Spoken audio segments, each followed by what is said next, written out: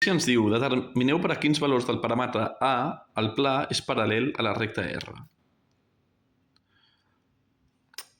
Per començar, podem fer un dibuix per veure més clar el que ens demanen. Gràficament, perquè el pla sigui perpendicular a la recta, seria alguna similar a això. I aquest exercici es pot resoldre de diferents maneres i una d'elles és amb matrius. Per la forma en la que ens donen les dades i les equacions, podríem fer matrius, però en aquest cas no ho farem amb matrius, farem una forma més potser simple o senzilla i intuïtiva, en el cas que o no recordem el temari de matrius o no vulguem utilitzar matrius o no ens agradi les matrius directament. I la forma que jo crec que és més intuïtiva i senzilla és utilitzar vectors i punts, que és informació bàsica que necessitem a geometria per estudiar posicions relatives entre diferents cossos, com pot ser la recta i el pla. Aquestes dues dades que he mencionat, els punts de cada objecte geomètric i els seus vectors, o directors en aquest cas, només amb aquestes dues coses podem estudiar ja la posició relativa en aquest cas del pla i la recta. Referent als punts, si aquests dos cossos, objectes, són paral·lels, el que és segur és que no tindran cap punt en comú, no tindran cap punt de tall entre ells. Per tant, qualsevol punt de la recta segur que serà diferent a qualsevol punt del pla. No hi haurà cap punt que comparteixin, perquè són paral·lels, no es toquen. Això referent als punts. I referent als vectors directors, hem de recordar que per la recta, això és la recta R i el vector A i el pla pi. Doncs el vector director de la recta, recordem que segueix la mateixa línia que defineix la recta, i podem anomenar V baixa, vector V baixa, i el vector director del pla sempre és perpendicular al propi pla, i l'anomenem N, el vector N. Doncs perquè aquests dos objectes siguin perpendiculars, el que s'ha de complir, perquè aquests dos objectes, el pla i la recta, siguin paral·lels, que és el que ens demana l'enunciat, el que sí ha de ser perpendicular són els seus vectors directors. És a dir, que els seus vectors directors formin un angle de 90 graus. Per tant, V baixa, el vector V, ha de ser perpendicular al vector N, per tal que pla i recta siguin paral·lels. I analíticament, com definim aquesta perpendicularitat? Doncs amb el producte escalar, que concretament s'ha de donar que el producte escalar entre aquests dos vectors sigui 0. Perquè dos vectors siguin perpendiculars, el seu producte escalar ha de ser 0. I amb aquesta informació tan bàsica ja podríem resoldre l'exercici.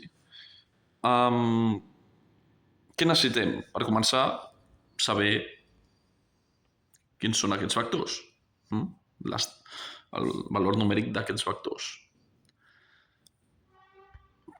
En el cas del pla, del vector del pla, per trobar les components del vector del pla, tenint l'equació general del pla, com és el nostre cas, és tan senzill com que les components del vector N són els termes que multipliquen a cada una de les variables de l'equació. El terme que multiplica la variable x serà la primera component del vector, el terme que multiplica la variable y serà la segona component del vector, el terme que multiplica la variable z serà la tercera component del vector. Per tant, el vector n serà A2, 1. La z està sola, està multiplicada per 1, invisible. Això seria el vector n, el vector director del pla. i A és el paràmetre que ens demanen a l'enunciat, sí? A, 2, 1. I el vector director de la recta,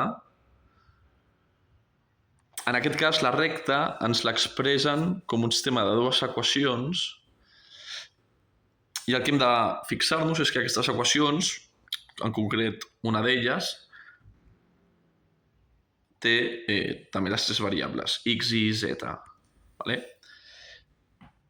Si ens expressen una recta com a sistema d'equacions on aquestes equacions, o com a mínim una de les equacions, té les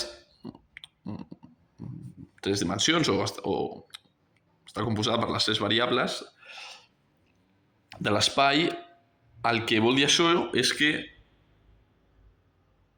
aquesta equació representa un pla. Vale? Això és un pla i la de baix també. Vale? Bàsicament és que si repeteixo, si una recta l'expressem com a sistema d'equacions on aquestes equacions, o com a mínim una, té tres variables, tres dimensions, és que aquestes equacions són plans i per tant el que està expressant la recta s'expressa la recta com una intersecció entre dos plans. Vale? Aquestes dues equacions són dos plans que es tallen i en la seva intersecció hi ha formen una recta, que és la recta que ens dona l'enunciat. Vale? I això és diferent a quan ens donen una recta també com a sistema d'equacions, però les equacions només tenen dues variables. Llavors, aquestes equacions amb dues variables serien les equacions paramètriques de la recta. Vale? No serien dos plans que es tallen i formen aquesta recta donada, sinó que serien equacions paramètriques de la recta. Per tant, trobaríem el vector de forma diferent. Vale? Aquí el que ens hem d'adonar és que, com almenys una de les equacions té tres variables, correspon a l'equació d'un pla, per tant, deduïm que l'altra també, tot i que l'altra només s'expressi dues. Vale? A la segona equació, la y estaria multiplicada per 0. Vale? Però són equacions de pla, són dos plans que formen aquesta recta. Per tant, si el que volem és trobar el vector director d'aquesta recta, primer haurem d'expressar aquesta recta amb la seva equació, no com dos plans en intersecció, sinó convertir aquestes dues equacions dels plans en l'equació de la recta. O com a mínim quedar-nos amb la informació de la recta i no dels dos plans que la formen. Vale? I com podem deduir la informació de la recta a partir de la informació d'aquests dos plans? Doncs, de nou, tornem a dibuixar la situació i extraurem conclusions. Si ens estan donant dos plans per definir una recta, és que aquests dos plans, com dèiem ara, es tallen. Intentaré fer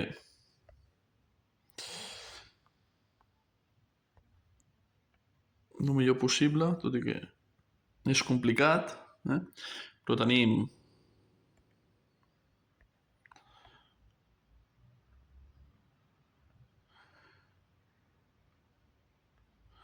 un pla i un altre pla, vale? Una mica mal dibuixats. Això és pi1 i pi2, vale? Són dos plans. Aquest és un pla i l'altre un pla que el travessa. Vale? Per això no veiem aquesta part d'aquí, vale? Per aquesta part darrere. Doncs aquests dos plans que es tallen, la seva intersecció, que és aquesta recta, és la recta que ens dona l'enunciat, la recta R. Vale? I si el que volem és el vector director d'aquesta recta, que és el vector V baixa, que és aquest vector,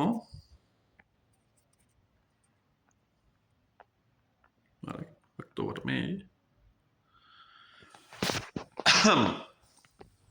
la forma senzilla i més òbvia de trobar aquest vector és a partir dels vectors dels plans que formen aquesta recta. Vale? Si els plans estan així, doncs els seus vectors... Queda una mica raro en el dibuix perquè dibuixar a les 3 dimensions costa una mica amb tants objectes, però aquest serà el vector N1 del pla Pi1 i el vector N2 del pla Pi2. Bàsicament, el que estic intentant fer és això. Això és N2 i això és N1. N1, diguem que va cap a marge esquerre superior de la pissarra i el vector N2 va cap al marge superior dret de la pissarra. Per tant, són així, són perpendiculars entre ells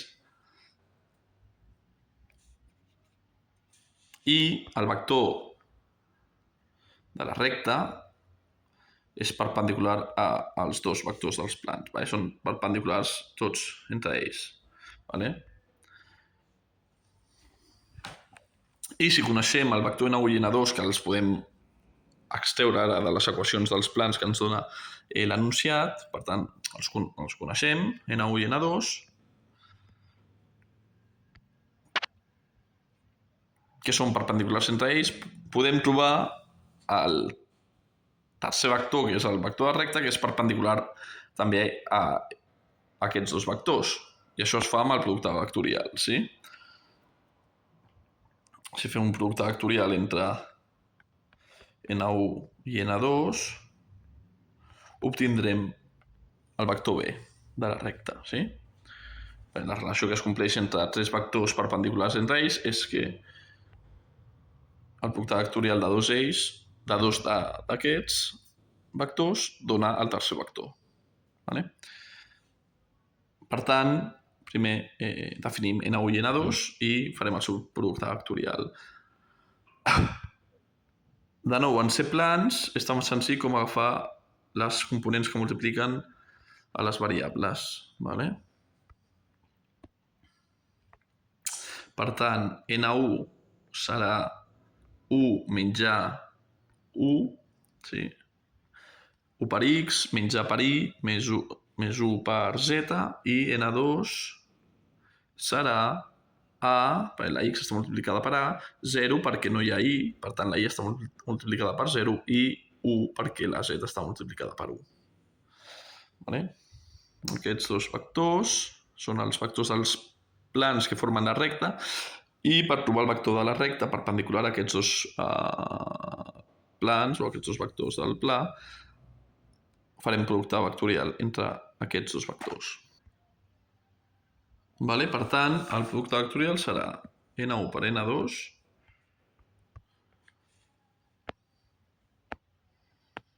ho farem aquí sota.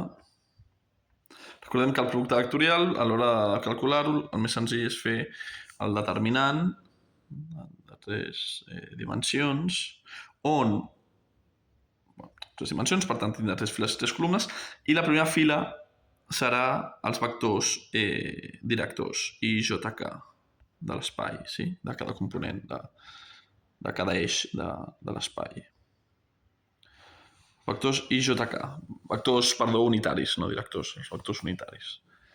La segona fila estarà formada pel primer vector del producte vectorial, per les seves components. Per tant, vector N1, que les seves components són 1 menjar 1. 1 menjar 1. I el tercer vector, perdó, la tercera fila, que serà el segon vector, amb les seves components A, 0, 1. I ara el resultat d'aquest determinant, d'aquest producte vectorial, serà el vector B baixa que estem buscant. Com calculem aquest determinant? Doncs escollim una fila que sempre, quan estem fent producte vectorial, agafem la primera fila, la dels vectors unitaris, que no tenen més informació que dir-nos quina component pertany, cadascú de les 3 dimensions. I agafant la primera fila, comencem per el primer terme de la primera filera i tapem la seva pròpia fila, la que hem escollit, i la seva columna. Vale? Escollim la primera filera i de la primera filera anem en ordre component a component, d'esquerra a dreta, òbviament, i agafant el primer component tatxem la seva fila o tapem amb la mà o mentalment la seva fila i la seva columna i els 4 números que quedin destapats, lliures, formaran un determinant de 2 dimensions. Sí? Menys A, 1, 0, 1. I aquest determinant estarà multiplicat precisament pel terme que hem escollit o que hem tapat, que és el vector I. El vector unitari I, que ens indica que el resultat d'aquest determinant serà la primera component o la component X del vector resultant. Vale? I ara farem el mateix amb la resta de components. Vale? Primer de component, segona component. Això, mantenim que estem a la primera fila, la segona component és la J, per tant, tapem fila i columna, columna i fila, i els números lliures formen un nou determinant. U, U, A, U. Sí? U, U, A, U. Aquí important, en el segon terme, sempre canviem de signe, sempre el posem negatiu. Vale? Primer normal, positiu, el segon negatiu, vale? I el tercer veurem que també positiu. Sí?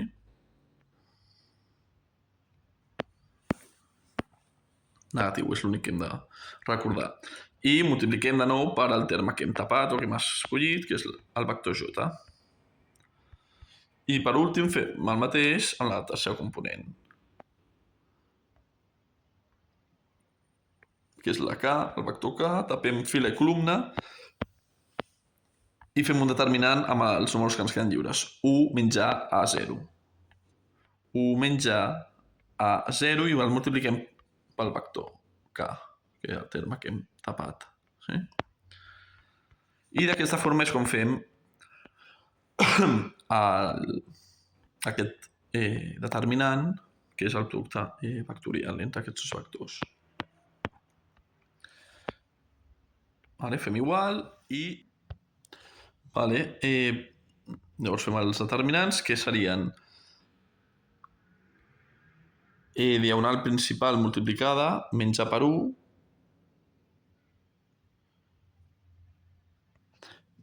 menys el producte de la diagonal secundària, 0 per 1. És a dir,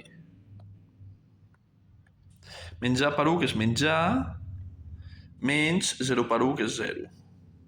I multiplicat pel vector.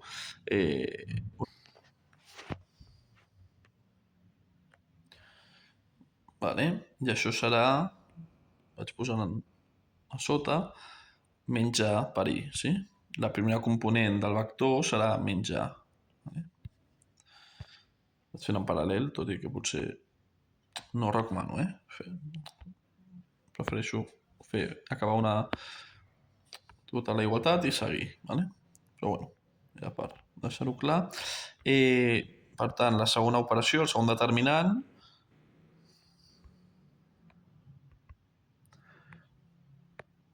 és multiplicar els termes de la diagonal principal, que és 1 per 1, que és 1, menys el producte dels termes de la diagonal secundària, que és 1 per A, que és A.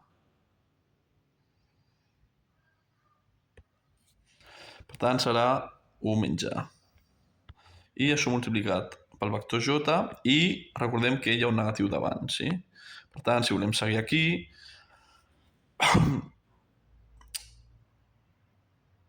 aquí el que podem fer és multiplicar tot per menys, per tant quedarà menys 1 i més A. Tot això, bàsicament, més senzill és sumar i de dins del parèntesis canviar de signe, que quedarà A menys 1. i multiplicat per j. Per tant, la segona component del vector serà a menys 1. Sí? Menys a menys 1. I el tercer determinant, el mateix. 1 per 0, que és 0, menys a per menys a. Per tant, menys a per menys a. No ens liem. A per a és al quadrat, amb un negatiu davant. Vale? O sigui, a hi ha al quadrat i el negatiu.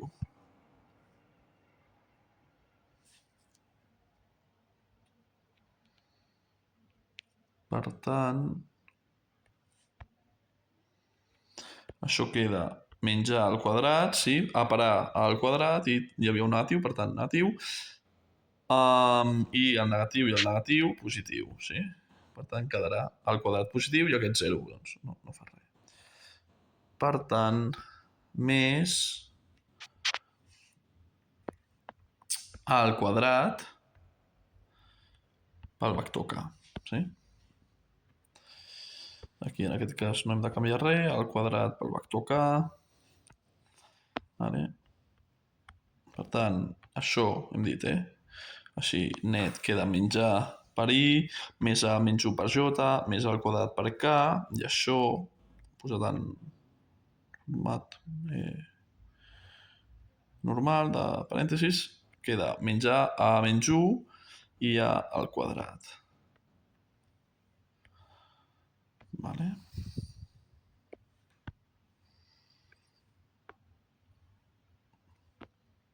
Doncs aquest vector és el vector v baixa, el vector director de la recta.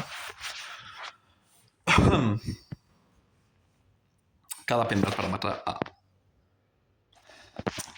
Doncs després de tot això ja tenim el vector de la recta i el vector del pla. Vale, calculat al principi del tot. I recordem que tot això era per estudiar la seva perpendicularitat, per fer el seu producte escalar igual a 0. I de fet, com ja tenim aquests dos vectors, que ara els farem el seu producte escalar i l'igualarem a 0, tindrem una equació amb una sola incògnita que serà el paràmetre a. Per tant, aïllarem i a priori trobarem ja el valor de a pel qual aquest pla i aquesta recta són perpendiculars entre ells.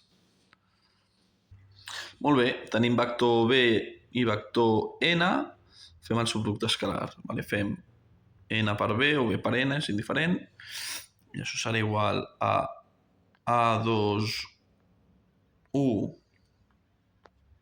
això és n, a2, 1 per aquest vector tan lleig amb les a's, que és menys a menys 1 i al quadrat.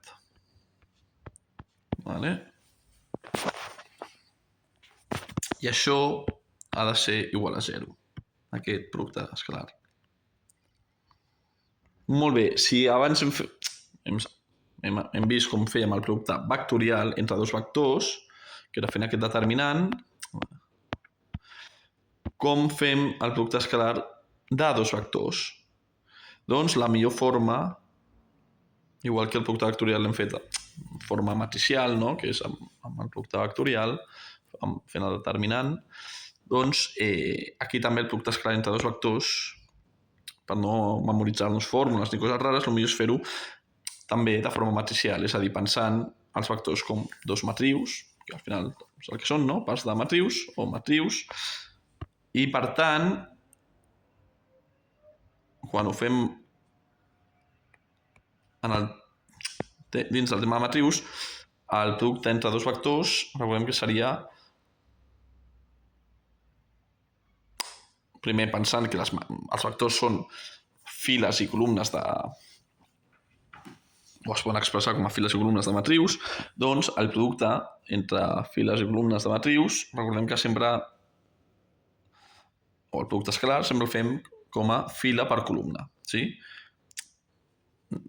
Dient-ho més ràpid, expressant el primer vector de forma horitzontal, com una fila d'una matriu, i el segon vector com una columna, és a dir, en format vertical.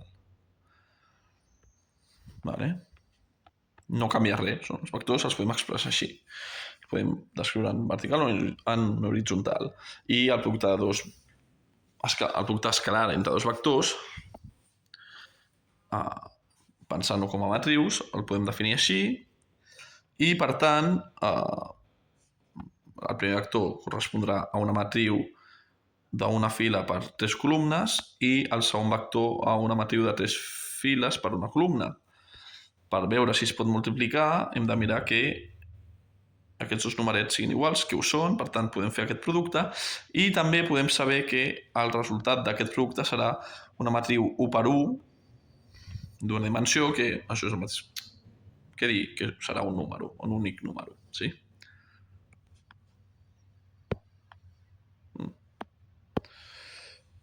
Vale. I com multipliquem aquesta fila amb aquesta columna? Doncs, com a matrius, primer component amb primer component, no? O sigui, multiplicar la primera component de la fila per la primera component de la columna, més la segona component de la fila per la segona component de la columna, més la tercera component de la fila per la tercera component de la columna. És a dir, A per menys A, que serà menys A al quadrat, més 2 per A menys 1, més 1 per A al quadrat, que és al quadrat. Vale. Això queda així. Fixem-nos que això i això es maten, perquè el quadrat negativa i positiva s'anulen, i queda 2A per menys 2. 2 per A i 2 per menys 1, que és menys 2. Vale, aquest és el resultat expressat en funció de A, però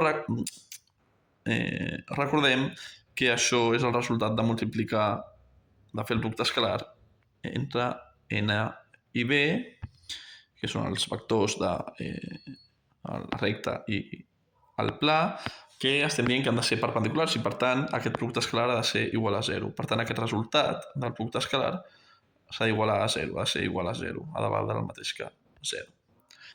I, com hem dit abans, tenim una equació resultant amb una incògnita, per tant, podem trobar el valor pel qual recta i pla seran perpendiculars. Sí? I això és, doncs primer podem dividir tot entre 2, que quedarà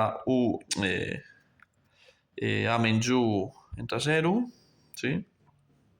Simplificar bàsicament l'equació, i aïllar la A, que quedarà A igual a 1. Vale? Per tant, quan A és igual a 1,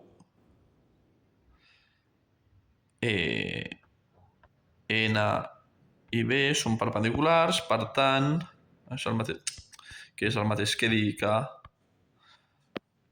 el pla pi i la recta són paral·lels. Vale? Que és el que ens demanava l'enunciat.